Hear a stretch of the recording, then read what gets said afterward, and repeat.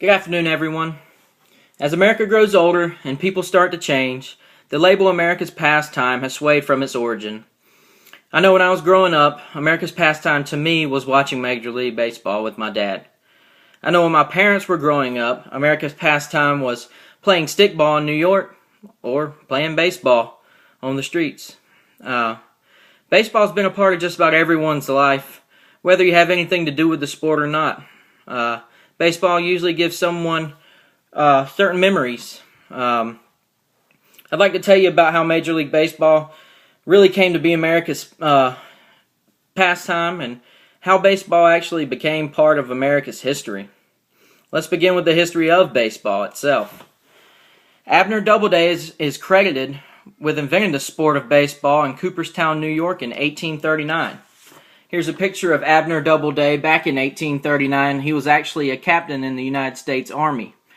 Throughout the years, there's been controversy that Abner Doubleday did not invent baseball, and he never actually claimed to do so in his diaries. So there's kind of conflicting facts about it. The Baseball Hall of Fame is actually located in Cooperstown, New York, where it was claimed to be invented. Every year, the annual Hall of Fame game is played on Doubleday Field there in Cooperstown, New York. Let's move on to how the sport of baseball became so popular in the United States. In 1845, Alexander Cartwright created the rules to the game to provide a structure to the sport. Rules, scoring, and record-keeping gave baseball gravity. As one sports historian noted, baseball without records is inconceivable. The first professional baseball league was established in 1871 in the United States. By the 1900s, most of the large eastern cities actually had a professional team established. Growing up in the United States, there wasn't TV, cell phones, video games, DVDs, so folks had to entertain themselves the old-fashioned way. They had to spend time with their family more, no texting and Skyping and things like that. So baseball really came into its own during the early 1900s. Let's move on to some chronological events in Major League Baseball. From 1947 to 1956, Jackie Robinson played for the Brooklyn Dodgers. Here's a picture of Jackie Robinson in 1948 when he won Rookie of the Year. He helped take the segregation out of Major League Baseball.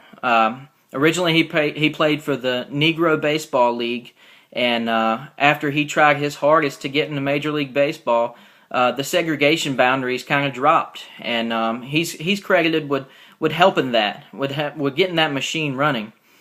He won Rookie of the Year, MVP, and he had one World Series title.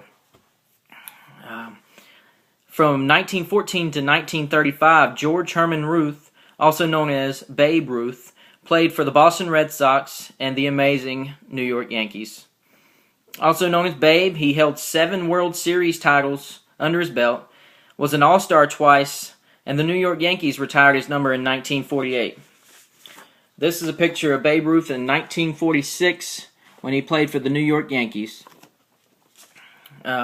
Babe made history on RBIs, home runs, runs, and batting averages throughout his career.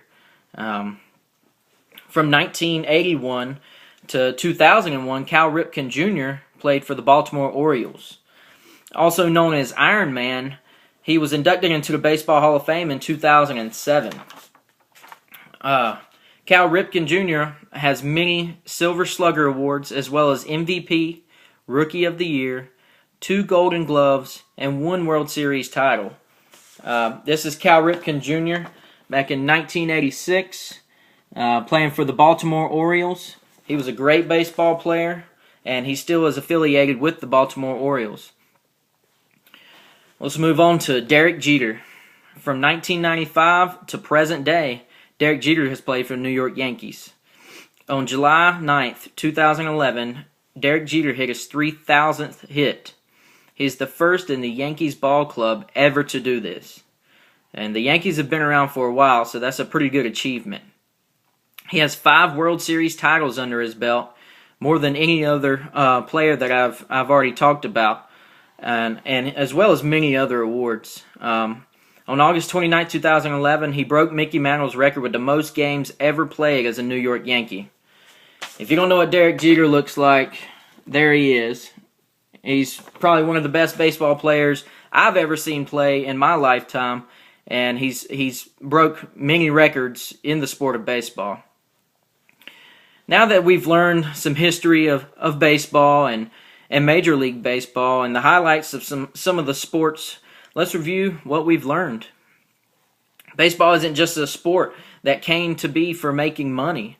There's a lot of sports out there like the UFC and different MMAs, a lot of the boxing and things.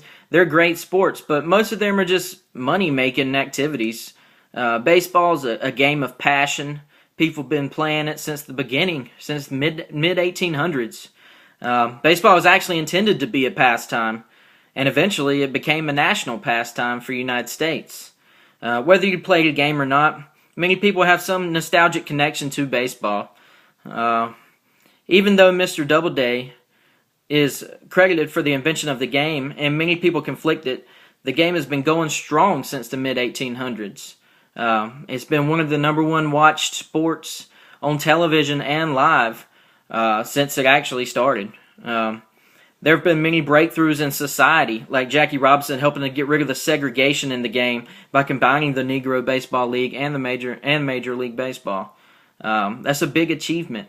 You know, only a few people have been able to really make breakthroughs in society, and by doing that, Jackie Robinson became a legend, not only because of his achievements in the sport, but his achievements in life.